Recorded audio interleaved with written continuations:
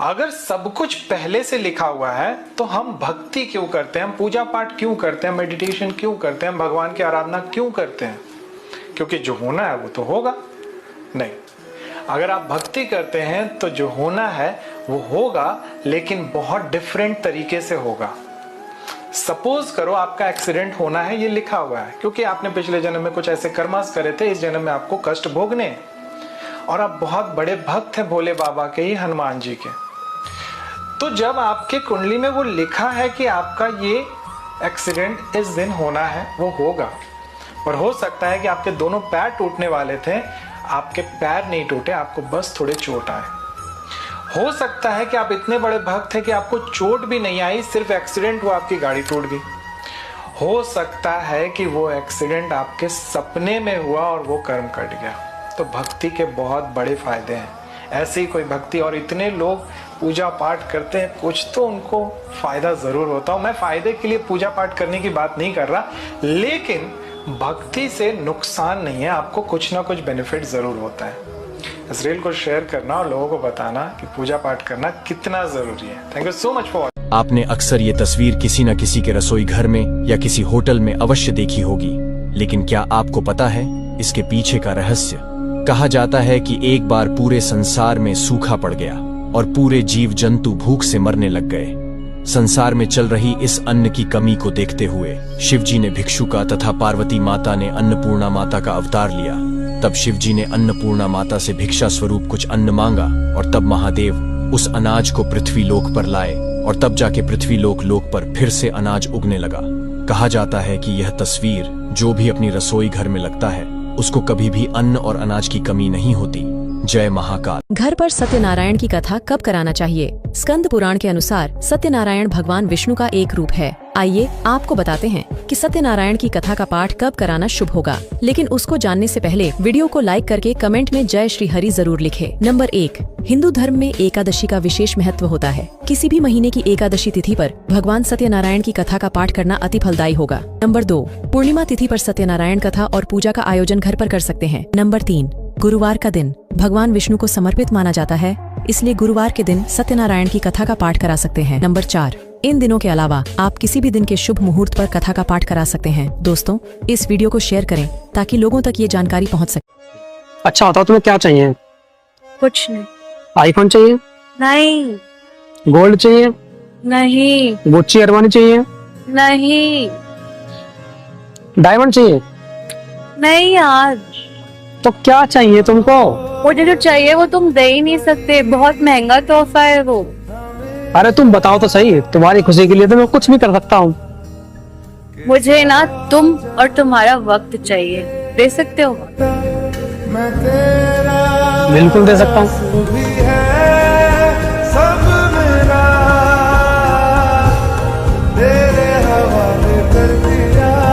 दुपट्टे की कीमत चाहे कितनी भी हो, 100 या 150, लेकिन जब उसे सर पर ओढ़ ले तो इज्जत लाखों करोड़ों की होती है। नंबर 2, फूल कितना भी सुंदर हो, तारीफ उसकी खुशबू से होगी। इंसान कितना भी बड़ा हो, इज्जत उसके गुणों से होगी। नंबर 3, रिश्तों का संबंध केवल खून से नहीं होता। मुसीबत के समय जो हाथ थाम ले, उससे बड़ा कोई और रिश्ता नहीं होता। अगर सहमत हो तो यस लिखो, और हाँ, हमें फॉलो करके अपना दोस्त बना लो, हमेशा सही राह दिखाऊंगा। दुपट्टे की कीमत चाहे कितनी भी हो, 100 या 150, लेकिन जब उसे सर पर ओढ़ ले तो इज्जत लाखों करोड़ों की होती है। नंबर 2, फूल कितना भी सुंदर हो, तारीफ उसकी खुशबू से होगी।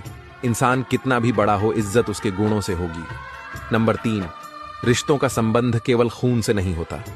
मुसीबत के समय जो हाथ थाम ले, उससे बड़ा कोई और रिश्ता नहीं होता।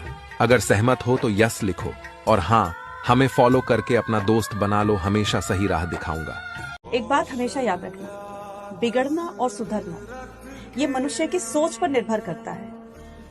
वरना रामायण में 2 कैरेक्टर ऐसे थे जिनमें से एक सुधरा नहीं और एक बिगड़ा नहीं, विभीषण और कैकेयी। विभीषण रावण के राज में रहते हुए कभी बिगड़ा नहीं, और कैकेयी अयोध्या जैसी पवित्र नगरी में रहते हुए कभी सुधरी नहीं। तो यह सुधरना और बिगड़ना मनुष्य की सोच पर निर्भर करता है। आपको क्या करना है, बिगड़ना है या सुधरना है? अपनी सोच को अच्छा रखिए और अपने अंदर सुधार करते हुए चलिए, है ना।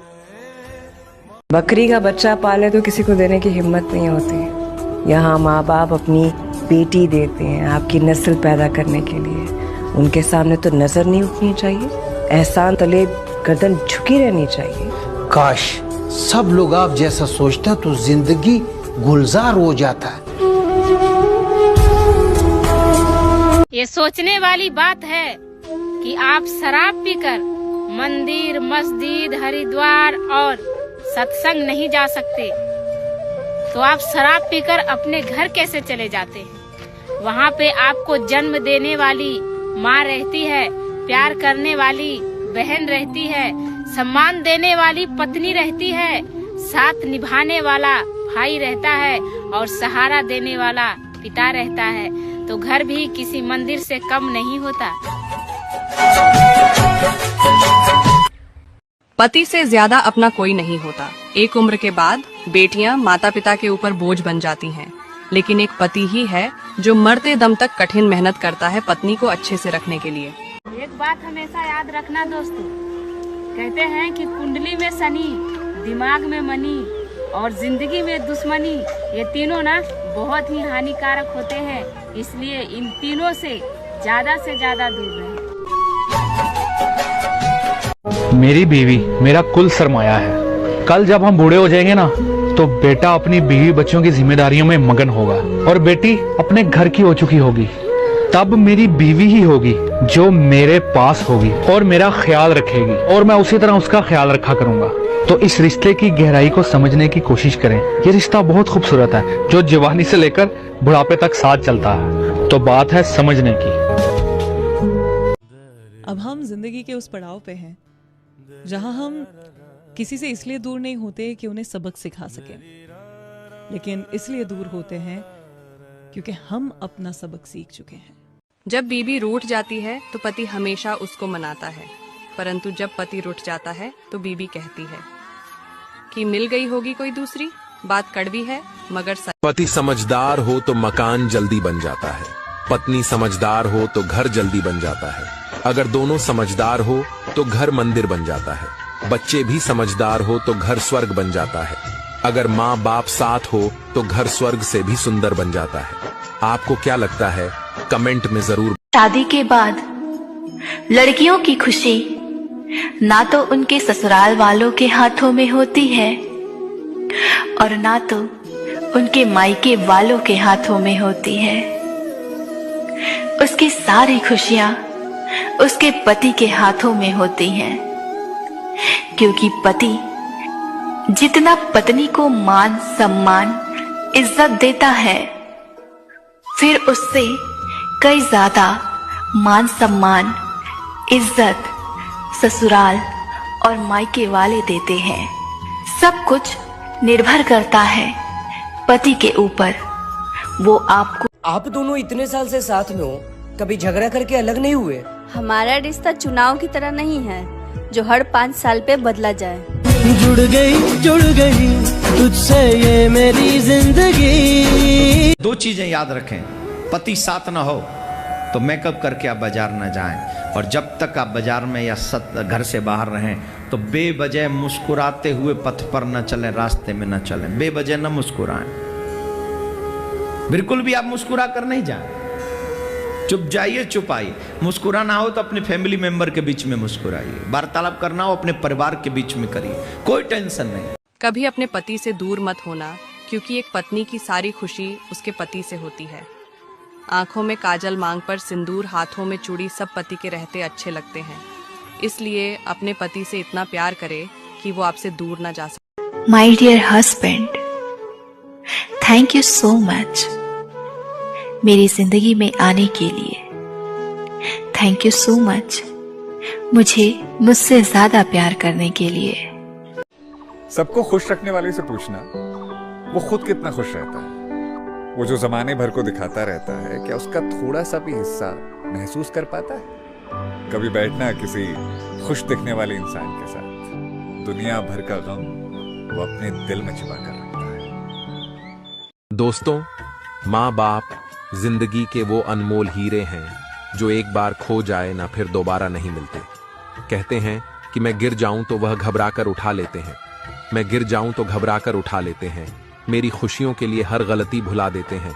कौन कहता है कि धरती पे प्यार कम पड़ता है? कौन कहता है कि धरती पे प्यार कम पड़ता है? एक बार माँ बाप के सामने रोकर देखो कैसे सीने से लगा लेते हैं। इससे ज्यादा अब और कितना करीब लाऊं मैं तुझे, तुझे दिल में रखकर भी मेरा दिल नहीं भरता। एक औरत सबके बगैर रह सकती है, अपनी फैमिली, अपने माता पिता, यहाँ तक कि अपने दोस्तों के बगैर भी रह सकती है, लेकिन वो अपने पति के बगैर कभी नहीं रह सकती। फिर चाहे वो अपने पति से कितना भी लड़ाई झगड़ा क्यों ना कर ले, उससे पूरे दिन गुस्सा ही क्यों ना रहे, आखिर में उसको हमेशा अपना पति ही चाहिए होता है। हमारी मम्मी पूरा दिन YouTube पे मटर पनीर, कढ़ाई पनीर, शाही पनीर की रेसिपी देखती है, लेकिन शाम को बनना हमारे घर में कद्दू ही है। ये कद्दू लौकी टिंडे ने हमारी तो जिंदगी बर्बाद कर रहा है। कभी अपने पति से दूर मत होना, क्योंकि एक पत्नी की सारी खुशी उसके पति से होती है। आंखों में काजल, मांग पर सिंदूर, हाथों में चूड़ी सब पति के रहते अच्छे लगते हैं। इसलिए अपने पति से इतना प्यार करें कि वो आपसे दूर ना जा